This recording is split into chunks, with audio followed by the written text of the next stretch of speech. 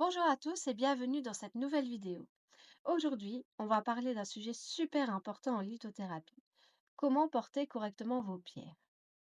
Après ma dernière vidéo sur les pierres essentielles pour débuter en lithothérapie, beaucoup d'entre vous m'ont demandé des conseils à ce sujet. On va tout voir ensemble.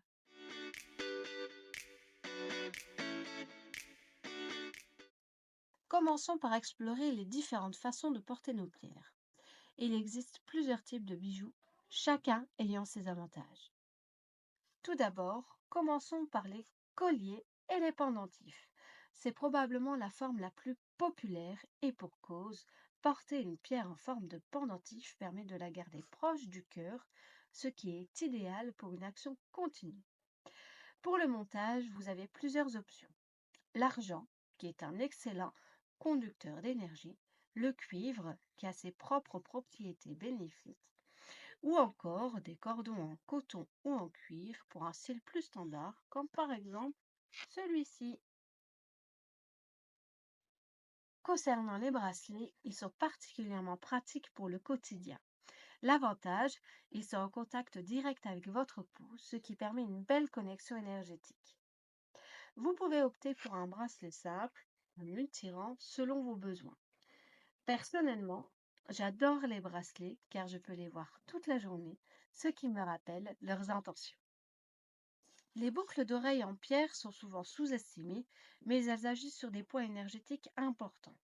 Par exemple, une paire de boucles d'oreilles en améthyste peut être parfaite pour apaiser l'esprit. Enfin, les bagues. Chaque doigt a sa propre symbolique en lithothérapie. L'annuaire est lié aux émotions, l'index à la confiance, le majeur à l'équilibre. Choisissez en fonction de vos intentions. Maintenant, parlons des zones du corps les plus importantes pour porter vos pierres.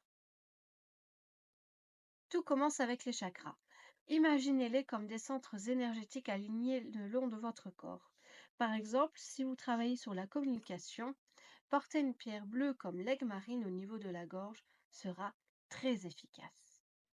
Pour le chakra racine situé à la base de la colonne, des pierres comme l'hématite ou le jaspe rouge peuvent être portées en bracelet de cheville. Plexus solaire, lié à la confiance en soi, accueillera parfaitement une citrine en pendentif court. Au niveau du cœur, le quartz rose ou la rhodonite seront parfaits pour tout ce qui touche aux émotions et à l'amour. N'oubliez pas que vous pouvez aussi simplement garder une pierre dans votre poche. C'est particulièrement efficace avec des pierres de protection comme la tourmaline noire. Une question qui revient souvent. Combien de temps porter ces pierres? Certaines pierres peuvent être portées en permanence, comme le quartz rose ou l'améthyste. D'autres, plus puissantes, comme la malachite, nécessitent des pauses. Comment savoir? Écoutez votre corps. Si vous ressentez de la fatigue ou un inconfort, c'est peut-être le moment de faire une pause. Au début, je vous conseille de porter vos pierres par période de 2-3 heures et d'observer vos ressentis. Petit conseil, commencez toujours doucement avec une nouvelle pierre. C'est comme une nouvelle rencontre. Prenez le temps de faire connaissance. Passons maintenant aux associations des pierres, car oui, on peut les porter ensemble. C'est même recommandé dans certains cas. Première règle d'or, ne pas surcharger. Je conseille de ne pas dépasser 3 à 4 pierres différentes en même temps. Pourquoi? Parce que leurs énergies pourraient s'entremêler et perdre en efficacité. Voici quelques associations qui fonctionnent particulièrement bien. Améthyste et quartz rose, parfait pour l'équilibre émotionnel. Citrine et pierre de soleil, un boost d'énergie et de confiance.